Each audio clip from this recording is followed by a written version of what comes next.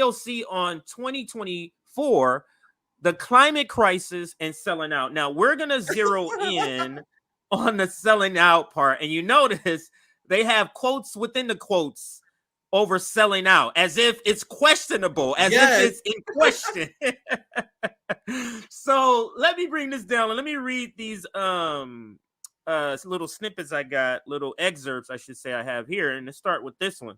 I mean, this is really it. You may have some more of the article that you want to go over, but I took out the key parts to what we're going to cover today. Yeah, so well, I'll just read my whole tweet. So it said, AOC is on a PR tour with corporate media in an attempt to whitewash her betrayals. Now, if we notice, Nick, in the last week or so, we've covered 3 articles on AOC. She is on a PR tour. She hears what Mediaite is reporting about us. Though that RBN group, guys, they don't like no squad. So they're hearing that, not just from us, but, and all of our comrades. And now listen for this excerpt from this article. And I think this is The Guardian. Sorry. So this is The Guardian. Look at this first part. So, CJ, do you mind if I cover this first part? No, go ahead. Be my guest. Listen to this. They show you guys why there's miles of difference between the AOC, quote unquote, left and the most extreme, dangerous left network in the country. Listen to this part. And I'm only going to read the first sentence I passed to you because I got a lot to say on it. I just skimmed ahead. For the left, the war in Ukraine is potentially more complicated. Pause. What are you talking about? So this is the same thing, fam. This is the same thing that they do regarding the Israel-Palestine conflict. Whenever you're in the wrong on a very easy issue to get right, you're like, come on, man, this is a complicated issue. The Israel-Palestine, that's a complicated issue. No, it is not. That is an issue of settler colonialism. And everyone, you have people in the Middle East, you have people in the global South, South Africa, Nelson Mandela and their movement, who call out Israel. Israel not recognized by many countries in the world because they see through this. And not a hard issue to get wrong. Now, regarding Ukraine war, what did I tell you guys? You can talk about the history. You can talk about the Maidan coup. You can talk about the fact that the Ukrainian government shelled and committed ethnic cleansing against the Russian people, including banning their language. Around 13,000 people died in the Donbass that was killed by the Ukrainian government. You can talk about all that, right? But ideologically, I'm a socialist. I'm a communist. Ideologically, AOC, aren't you a socialist? So why are you saying this is complicated? Because I said many times on RBN, history aside, CJ, facts aside, Zelensky aside, the Minsk Accord aside, socialists and communists are always inherently against funding Nazis. It doesn't matter what the story was, CJ. Doesn't fucking matter. So when she's saying it's complicated, no, it's not. There's the Azov Battalion and Banderites that left organizations been warning against funding for years. So it's not complicated. You don't fund Nazis, period. What's complicated about that, CJ? What's complicated nothing at all. Nothing. Anyway, I'll let you continue. That's the point I want to make. They always pretend that the wars and the conflict that the United States get wrong is somehow complicated. Oh, Gaddafi, that's a complicated situation, CJ. They don't try to overthrow Nicolas Maduro, Venezuela, complicated. Guys, when you read and you witness empire propaganda as long as I have, you see patterns. AOC, one sentence in, I read a little bit of this article, is already repeating state propaganda already. And I'm passing you so you can continue. She puts on a clinic, CJ. Someone sat her down when I read this and drilled her on exactly what to say. But I'll pass to you. You guys see. No, you guys can see why me as we continue. But go ahead, CJ. Where did you? I just read the first sentence. Okay, all right. So here we go. But U.S. support for Ukraine has put critics of the military-industrial complex. Now, I'm going to read this separately and then go back to the sentence. Let me just read what's in parentheses here. The government spends about $900 billion a year on defense, around 15% of the federal budget, or 3.3% of the gross national product. So I just wanted to read that. And now I'm going to go back and read the sentence complete. But U.S. support for Ukraine has put critics of the military-industrial complex in the uncomfortable position of rooting for the Pentagon and endorsing a windfall for defense contractors. Longtime skeptics of U.S. imperialism suddenly find themselves, and this is the part I said earlier, aligned with Republican hawks. Now, this, Nick, I'll pause here. This is one of the professional managerial classes publications.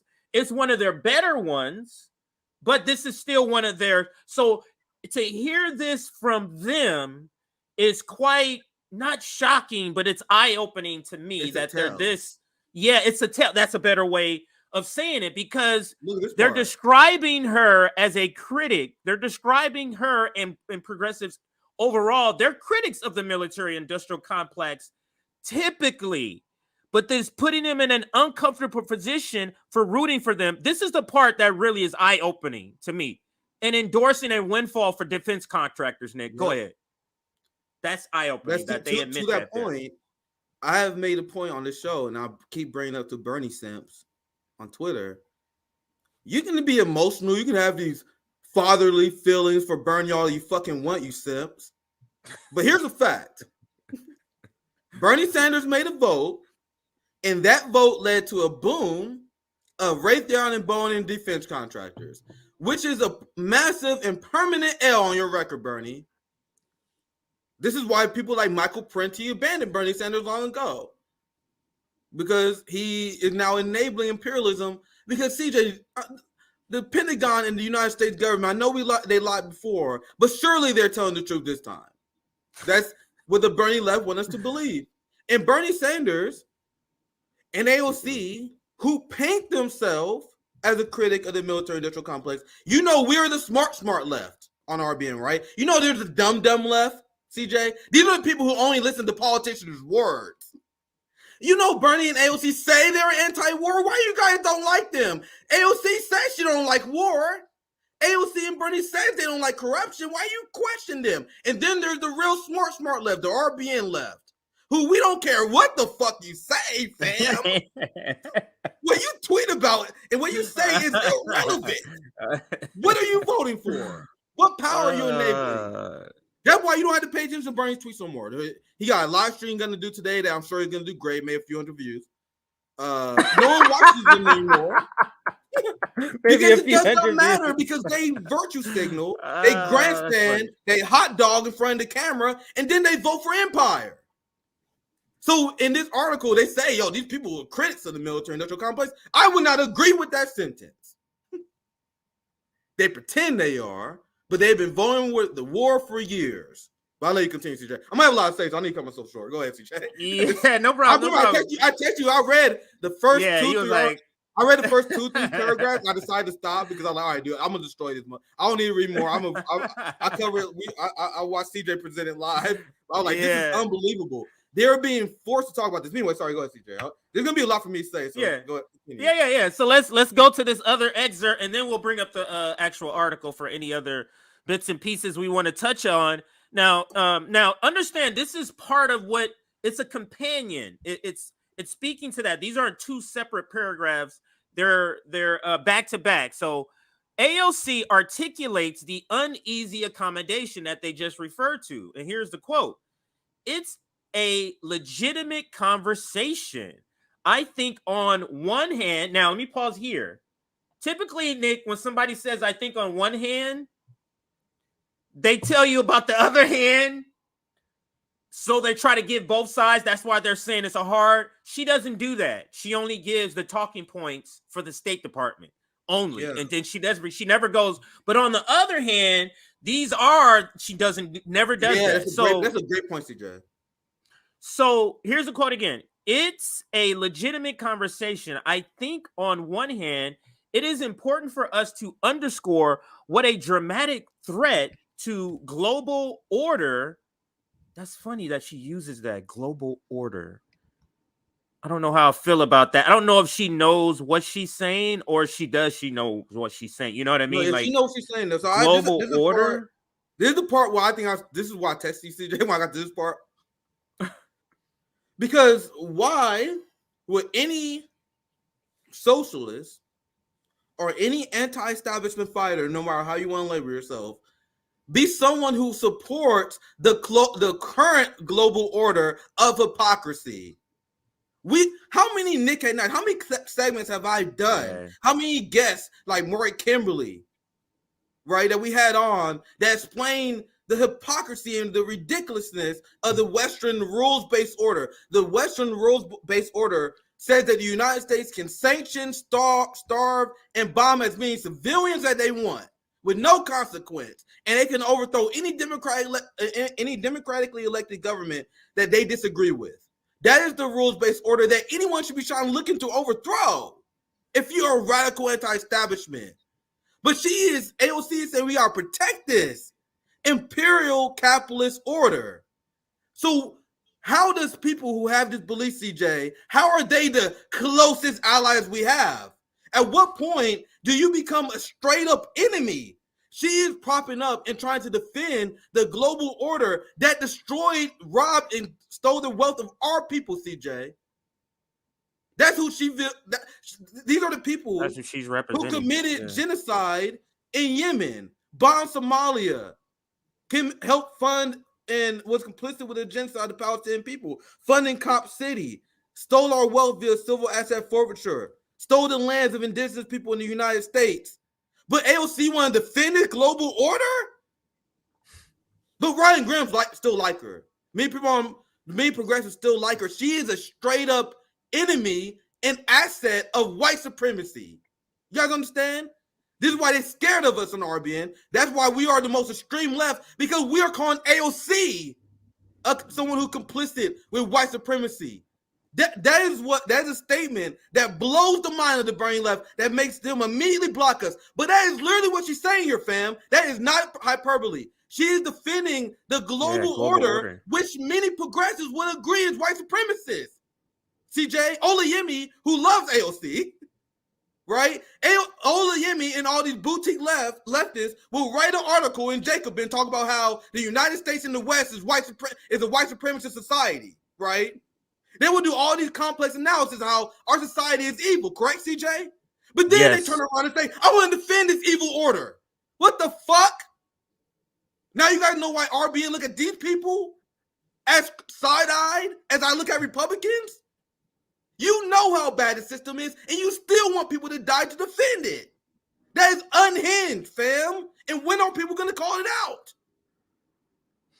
Now, the thing about AOC, when she's talking off the cuff, she tries her best to say within the lines of the ruling class establishment. But her problem is, because she's so word salady, and I just made that up, word salady, she throws in words that are a tell, and I think global order is a tell here. In a sense, and I was just thinking this as you were speaking, so maybe what you were saying is what sort of spurred this opinion here, and that is, does she understand what's going on more than we think? Because global order, so let me read this again. It is important for us to underscore, right? So again, so to your point. So to underscore what a dramatic threat to the global order Russia's invasion of Ukraine is. Now, understand what she's saying. She's saying the threat of the invasion Russia's invasion is what is a threat to the global order. What is the global order? That NATO encircles Russia and takes them over? Isn't that the global order? So isn't she telling us she understands exactly what the hell's going on with NATO without telling us? Like, is this a tale or something, coach? Like something, this is, I don't know. It just rubs me in a way where I would be highly suspicious of the person who is trying to pretend they only know surface level what's going on and we're trying to do this for freedom. Because this sentence, Nick, tells you this is not about freedom and democracy. Yep, absolutely, CJ. Fantastic analysis. Let me read the next part. Look at this. Yeah, go ahead. She mentioned, she said we got to it's important for us to underscore what the dramatic threat to the global order Russia's invasion of Ukraine is continues to be. We just read that. Look at this part. We must defend democracy. Where have you guys heard that before? Do you guys see why? I see value. I see value in of us doing propaganda report. I see value of us showing you guys what Morning Joe say. We want to show you guys what the establishment say. So when our quote unquote allies say it, we're like, we got you. Where you get that from? Where AOC getting her messaging from? Is it from the left? Is it from Black Agenda Report? Is it from Lula, who been speaking out this war? No, she's getting her talking points on this war directly from Morning Joe. Directly from Anderson Cooper, Ali Vesci, all these people. She wanted to defend a democracy that banned workers' ability to organize, fam. Ukraine banned workers to collectively bargain. Ukraine banned socialist and communist parties while leaving fascist parties untouched. We got to do that because we're in wartime, so let's leave the fascists up and running. Get rid of the socialists. AOC wants to defend a democracy that bans socialists, fam. That banned workers' ability to collectively organize. That is unhinged, and fam. Crazy. And I want our community to repeat this. I'm tired of this tepid bullshit where you're like, oh, it's small disagreements. They can't. No, they are. The AOC left, as far as I'm concerned, is absolutely unhinged in the dear Lord year 2023. Literally as crazy as you think Marty Taylor Greene and Matt Gaetz is, which I think they're cuckoo for Cocoa Puffs too. I view AOC and Bernie as the same light. She is trying to defend a democracy that is literally propped up by fascists that wage war against socialists and communists. Oh, sweet Lord. You can't write this in a movie. A socialist is funding Nazis to ban socialists in that country. You could not write that. David Sirota could not write that in the script. But let's continue what it says here. I'm going to reread your part and then continue. It says, go ahead. We must defend democracy. We cannot allow this reversion into almost a late 19th century imperial invasion order. This is where she's getting coached. She's being coached. A late 19th century imperial invasion order. It is so incredibly destabilizing and dangerous. And I'll read this final line. We must fight against that precedence. We must protect the democracy of Ukraine and the sovereignty of Ukraine 100%. Ukraine is not a sovereign country. The sweet summer child. There's so much there. She is definitely being coached. And the Bernie AOC and Ro kind of left knows better because they used to support bans on funding these neo-Nazis in Ukraine. And now they're talking about defending the sovereignty of this country. The Ukraine, with the help of the CIA, overthrew a democratically elected government in 2014 and ethnically cleansed Russian people as the will of the Azov battalion and neo-Nazi banderites in Ukraine. And the majority of Ukrainian people don't want this. This is when people say, oh, you think all Ukrainians are Nazis? No. Ukrainian Nazis dominate politics because there's people who are advocating for peace. And guess what happened? The banderites in Ukraine waged political violence like Nazis fucking do, CJ. What do Nazis do? Nazi shit. What does the tiger do? Some tiger ass shit. What does the lion do? The lion fucks some deer up, doesn't he? Right? That's exactly what the lion does. What the hyena does. The hyena scavenge. So what do Nazis do? Nazis do Nazi shit, CJ. So they use political violence to intimidate anyone who advocated for peace with the Donbass and Odessa region, the people who wanted to be more part of Russia, the people who support independence from the Ukrainian state, that a coup was done under. So in order to solidify support for these people who wanted to lead this country, you had banderite Nazis who engaged in political violence to silence dissent. People in Ukraine just afraid to speak out against the ban rights. Zelensky, who ran on a peace platform, afraid to run on the platform he ran on because he knows he's going to get killed by the Banderat Nazis. AOC is just another regular old Democrat now, end quote, ran a headline on New York Magazine Intelligency website in July. The article's author, Freddie DeBauer, argued that AOC appearance on the podcast, the Pod Save America podcast, to announce her endorsement of Joe Biden for president in the 2024 election was her last kiss-off to the radicals who had supported her, voted for her, donated to her campaign, and made her unusually famous in politics. Go ahead. Go back to that quote. Last kiss off to radicals who had supported her, voted for her, donated to her campaign, and made her unusually famous in politics. You guys see, like, that's largely the argument that we use in talking about how they betray us. Like, we made you guys, and then we supposed to be okay with you guys betraying us like this, right? But anyway, you can I just want, like, did people see the criticism that we have of the progressives in Congress? But go ahead, CJ. Yeah, and then the next excerpt here for the left. Wait, did I read this part? Yeah, I read this part.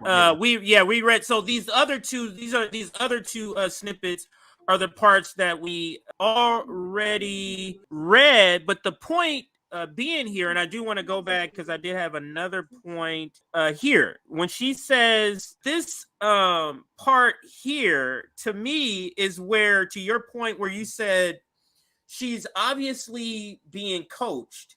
And anytime you're being coached, Nick, you know how when you're being coached, there's certain things that your coach is telling you that's sort of like behind the scenes. There's not anything you're supposed to go out and, say. It's like, this is the part you say in front of the camera. This is the part I'm just telling you, right? And then, but with AOC, some of the things that she is being told, like when she mentions global order, I'm not necessarily thinking that was told by her coach to say, specifically said this. This is just what she remembers in the conversation, how they were referring to it as the global order. These guys are trying to fuck it up. But this particular part, I do think she was specifically coached to insert this particular part about the Ukrainian-Russian conflict, where she says, we cannot allow this reversion into almost a late 19th century imperial invasion order. And I'm going to go look this up after today because I'm curious to know what 19th century imperial, what is that? Because it could be a specific reference, Nick, is what I'm getting to. And I'm curious. It's purposely vague, fam. Like, so you guys gotta remember, the United States is the most propagandized country in the world. People think they're getting real news on CNN and MSNBC, even though they lie by omission all the time. So they want you to use your imagination when they say that. And that's why AOC has been coached. And that's why I believe it's so important for us to study, analyze, and understand the propaganda that's come from our ruling class. Let the era and the age of the dumb left die. We need to be studious, fam. We need to be on our heel. We need to watch the language that these imperialists say. So, because we watch what Anthony Blinken said, we listen to what Mike Pence say, what Chris Christie say, and they always say the same thing, CJ, the same line. We cannot allow this reversion into almost a late 19th century imperial invasion order. And then she explained how the Putin invasion is a threat to the world order that she wanted to protect for some reason. No critical thinking behind that. But that's the same language that you hear from Mike Pence, Chris Christie, every single person on Morning Joe, Ali Vesey, and all these people, right? So if we have a left that understand the language that they use, see through propaganda patterns, that allow us to see through people who try to infiltrate and sheepdog us. The European left is completely fucked, fam. Why you guys think I dragged Howie Hawkins so hard?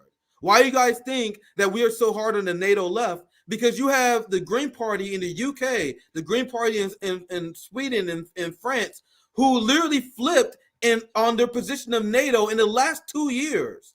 There's a coordinated effort to turn the left to weakless, intellectually weak apologists for the Western global order. And you see how AOC is more than happy to play her role to sheepdog her millions of followers to that same conclusion. They are probably some of the most effective PR agents of the empire because they are the progressive, friendly face of the empire.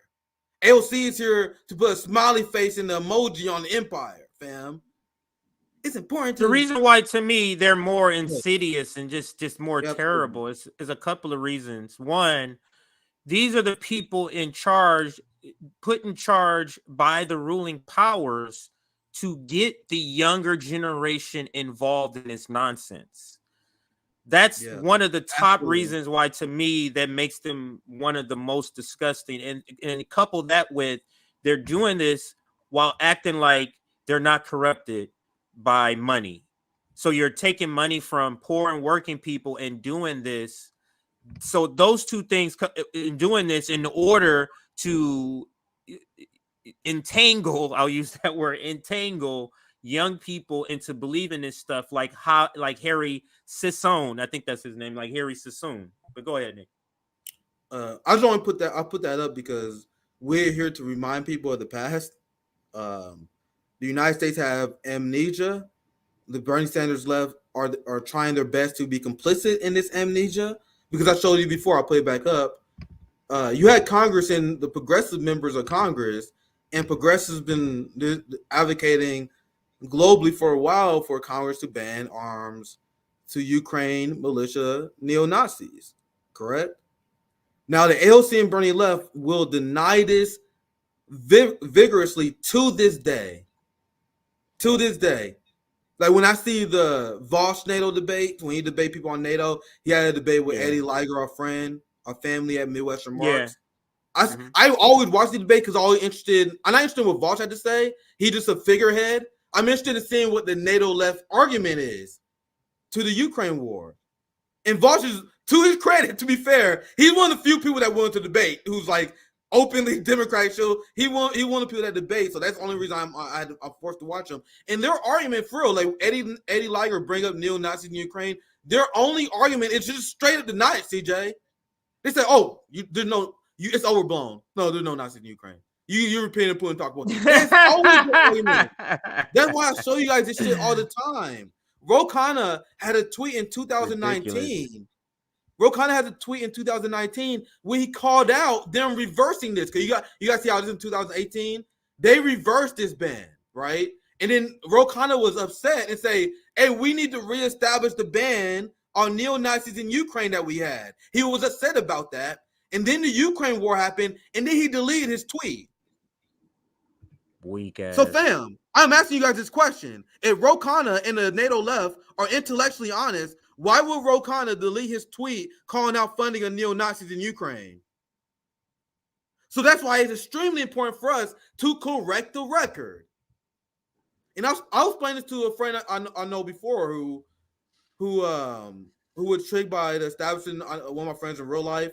And I was explaining to him, like, I have my position, and he agreed with me at the interview. I was like, you understand what the Banderite Nazis in Ukraine have done? They attack Muslims. They have attacked the Romani people. They advocated for ethnically cleansing the Russian people because they view the Russians as orc. They view Russians as subhuman garbage and a genetic sin to the white race because they view Russians as impure white people who was colonized by the Mongols. So the Russians are part of the Asiatic horde. And this is literally what Stefan Bandera said. And this is what Bandera said. We got to purge the Asiatic horde of Russia because they don't view them as white people. And the ideology of Nazis is having one people in one state. That's what the Banderites and Nazis talk about all the time. And that's why they led an ethnic cleansing of the Russian people. That's why they put to ban the Russian language, because they wanted the white Aryan people to dominate Ukraine, just like Nazis do. Like dogs play fetch. Cats hunt mice. You know what I mean? That's what Nazis do. That's what I'm trying to explain. So I explained to my friend, No matter if you think the Russian invasion is horrible, because you want people like, man, I think I'm just anti-war. I think it's horrific. Like, yeah, I understand that. But there's a giant problem with the Western media complex, including progressives, whitewashing the crimes of the Nazis in Ukraine. I'm like, you guys know how horrible that is? I told him this stuff because obviously he's just a Norman. He was like, I didn't even know that stuff. And I'm like, isn't it fair to say it's horrible to whitewash the crimes of these people and arm them? He could agree to that. So that's the big problem. And this is why Bernie Sanders, AOC, and the NATO left are Nazi collaborators, because they're complicit with the West whitewashing the crimes of the Banderite regime. And I'm just scratching the surface, fam. You can do an entire hour live stream talking about the violence and the terrorism that the Banderite Nazis have spread over the last decade or two in Ukraine.